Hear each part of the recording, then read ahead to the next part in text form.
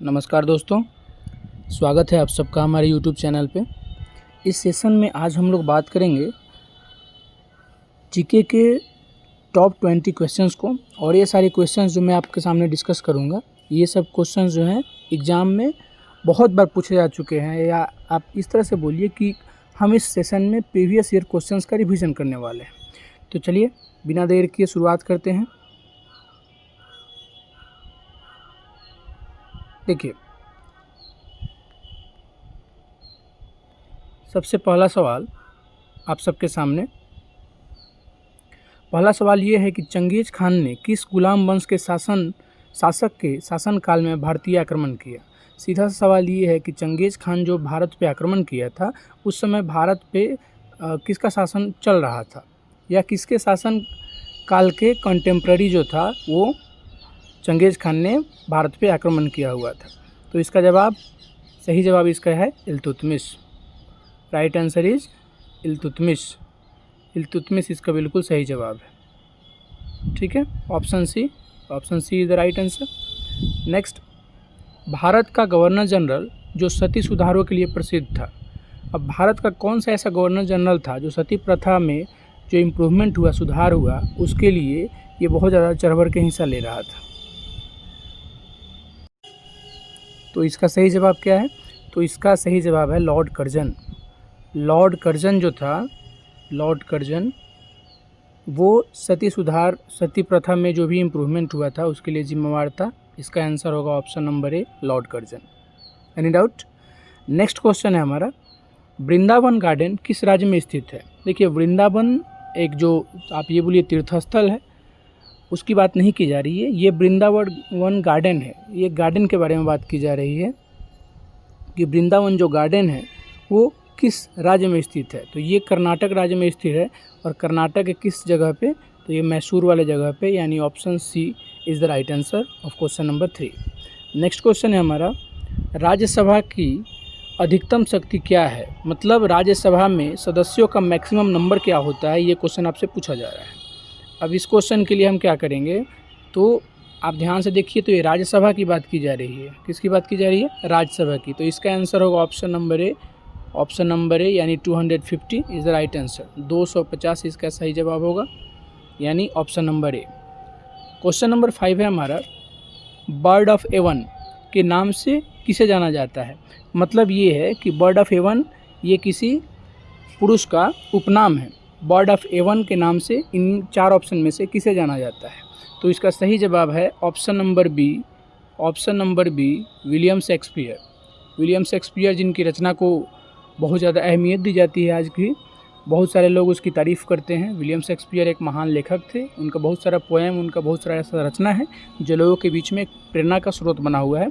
तो bird of Avon के नाम से विलियम शेक्सपियर को जाना जाता है। तो क्वेश्चन नंबर 5 का आंसर क्या है हमारा? क्वेश्चन नंबर 5 का आंसर है बी, विलियम शेक्सपियर। कोई दिक्कत? नेक्स्ट क्वेश्चन है हमारा, भारत का पहला भारतीय सिविल सेवा अधिकारी कौन था। यानी ऐसा कौन सा ऐसा इंडियन था जो सिविल सर्विस में सबसे पहले, फर्स्ट इंडियन जिसने सिविल सर्विस में अपने योगदान दिया था, सिविल सर्विस नौकरी जिसने पहले पाई थी।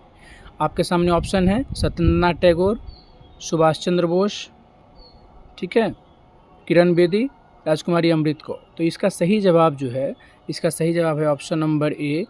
Option number A is the right answer, यानी सत्येंद्रनाथ टैगोर जो हैं भारत के पहले भारतीय सिविल सेवा अधिकारी हैं।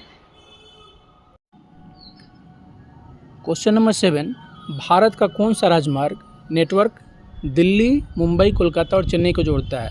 यानी ऐसा कौन सा सड़क मार्ग है, राजमार्ग है, जो दिल्ली, मुंबई, कोलकाता और चेन्नई को जोड़ता है। देखिए, ये जो दिल्ली, मुंबई, कोलकाता और चेन्नई जो बात की गई है, ये चारों के चारों क्या हैं? तो ये चारों के चारों महानगर हैं। अब चारों के चारों जब महानगर हैं तो इनको जोड़ेगा कौन? तो इनको जोड़ेगा ऑप्शन नंबर सी, यानी स्वर्णिम चतुर्भुज योजना के थ्रू जो भी स्वर्णिम चतुर्भुज राजमार्ग जो है वो भारत के दिल्ली, मुंबई, कोलकाता और चेन्नई को आपस में अटैच करने का, जोड़ने का काम करता है। यानी इस रास्ते से आप चारों जगह पे, चारों व्यू की तरफ जा सकते हैं, चारों प्लेस की तरफ आप विजिट कर सकते हैं। Okay, question number 8।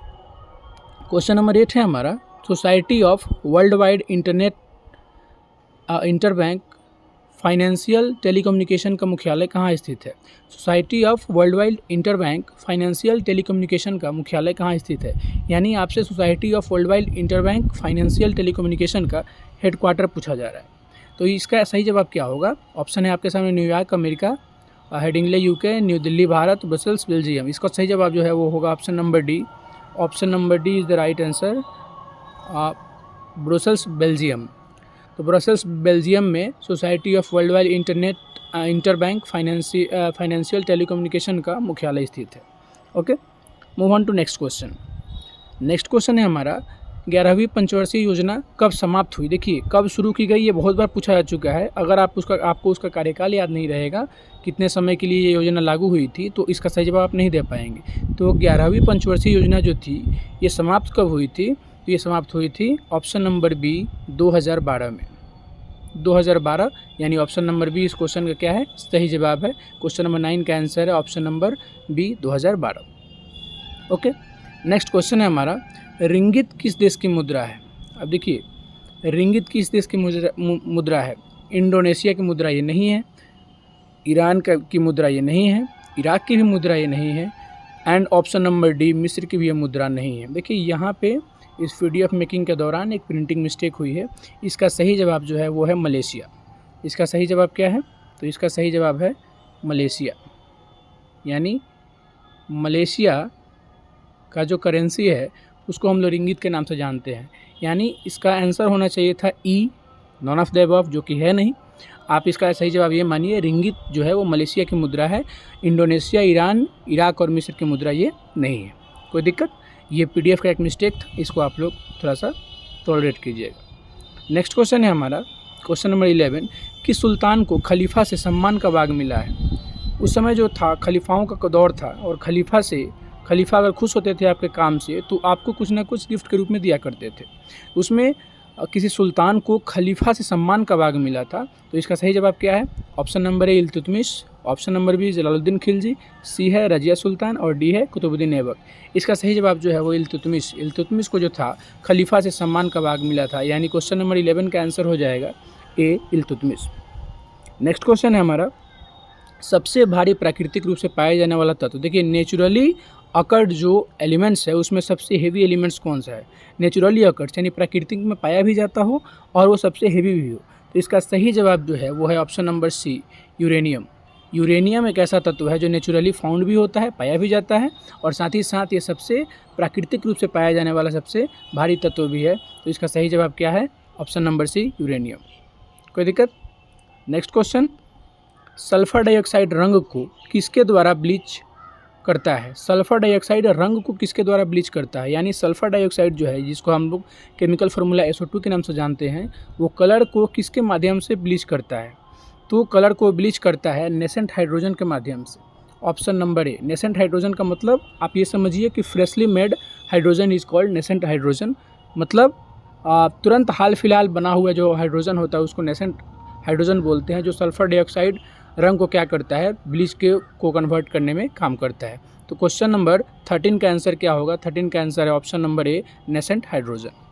Next question है हमारा रेडियम, प्लूटोनियम, जिरकोनियम और यूरेनियम में से कौन तत्व रेडियो सक्रिय नहीं है? देखिए, नहीं है पूछा जा रहा है, तो ध्यान रखने की बात यह है कि रेडियम जो है रेडियो सक्रिय है, प्लूटोनियम भी रेडियो सक्रिय है, यूरेनियम भी रेडियो सक्रिय है, लेकिन ऑप्शन नंबर बी जो है ये रेडियो सक्रिय नहीं है। ठीक है, रेडियो एक्टिव एलिमेंट ये नहीं है। तो इस क्वेश्चन का आंसर जो हो जाएगा ऑप्शन नंबर बी, क्या हो जाएगा? Zirconium is the right answer of question number 14। Next question, अगला क्वेश्चन है हमारा कोसोवो देश किस देश का गुलाम था? कोसोवो जो था एक समय किसी का गुलाम था, किसी देश का, उस देश का नाम आपको बताना है। तो इसका सही जवाब जो होगा वो क्या हो जाएगा? तो इसका सही जवाब हो जाएगा ऑप्शन नंबर बी, सर्बिया।